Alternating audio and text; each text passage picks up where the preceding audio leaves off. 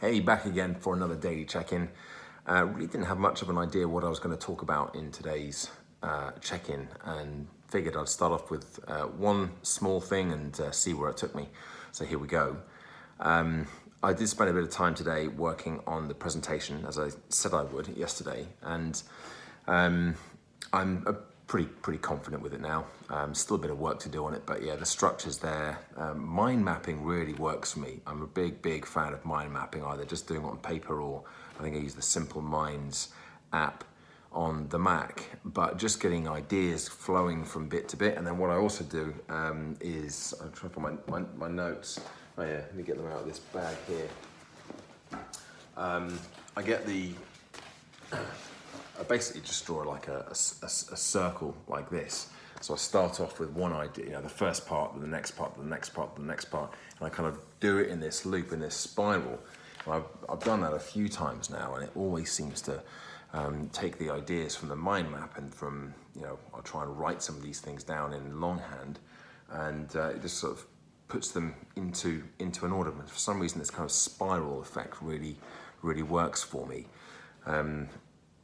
It's funny, when I do talks at Toastmasters, I've kind of got a bit of a reputation, I guess, for doing presentations and talks without using any notes. And obviously I wouldn't give a keynote talk with using notes, but a lot of the talks I give at Toastmasters will be evaluations, and I do them without any notes and very little time to prepare. And one of the ways I have done this in the past has been to do something a bit like this, but it's a technique called the memory palace. And I can't remember where I read about it or heard about it first, but the memory palace essentially is where you go into you go into your front door, you go into your house. It's basically how to remember a sequence of things, whether it's memorizing a packet of cards, or in this case, memorizing a speech, or the order of the things that you want to say. So you go into your house and you imagine yourself putting your keys on the side, and where the keys are, that's the first part of your speech. You kind of lock in the introduction, or the story that you're going to tell, and make it something relevant to keys, and where you visualize yourself doing it. Then you imagine taking your shoes off and you're putting your shoes in the cupboard, and where the cupboard is, where you put your shoes, you imagine that's the next part of the speech, maybe the next story, or the overview, the next thing that you're going to say. Then you take your coat off and you hang that up, and you basically go around the house. So a route that you know and you do all the time, and you lock each of these different positions and places you connect them to a part of the presentation that you're going to give. And it's a really, I think it kind of accesses the hippocampus, which is the seat of memory in your brain, and it connects it with, you're connecting something that you know very well with this new information, but by visualizing it, it actually brings these major points of what you want to talk about back up again. I think it's the technique that those people who do memorize like multiple packs of cards, or pi to the 1,000 digits or whatever, they do that. They memorize it by using this memory palace technique. So there you go. That wasn't exactly what I was going to talk about today, but I did say it would just come into something. And anyway, ironically, I don't use that technique myself anymore.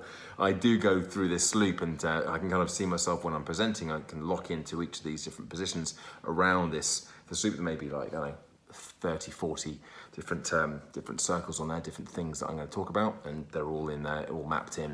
And I know that if I go into I'm talking about sugar, I'll just have the one block in there saying sugar and sugar cycle, and I'll go into teach on the sugar cycle. So I don't have to have every single bit mapped out, but I just need to know the order in which I'm going to say things.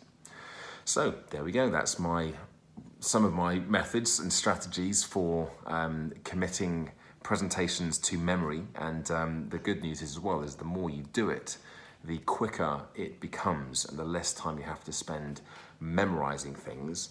And the last thing I do, and the worst thing for me anyway, is to try to memorize things word for word. I have done that before in a Toastmasters speech years ago, and it was just the worst, just stickiest, most wooden presentation I've ever given. And I vowed then that I'd never do it like that again. I'd rather forget where I was and find my way back than have to rely on memorizing a speech, because I spent my whole time thinking this is the next thing I'm going to say, and I'm going to do this, and then I'm going to say that, and it's just horrible. I didn't enjoy it.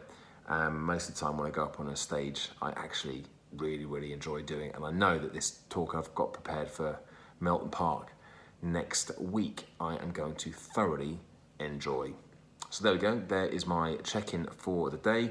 I'm actually off to London tomorrow, so I shouldn't have thought I'd be doing a huge amount of work, but again, lots of thinking time, couple of hours in the car either way. Perfect opportunity to lock this in even more. I'll check in later on today, let you know how it all goes.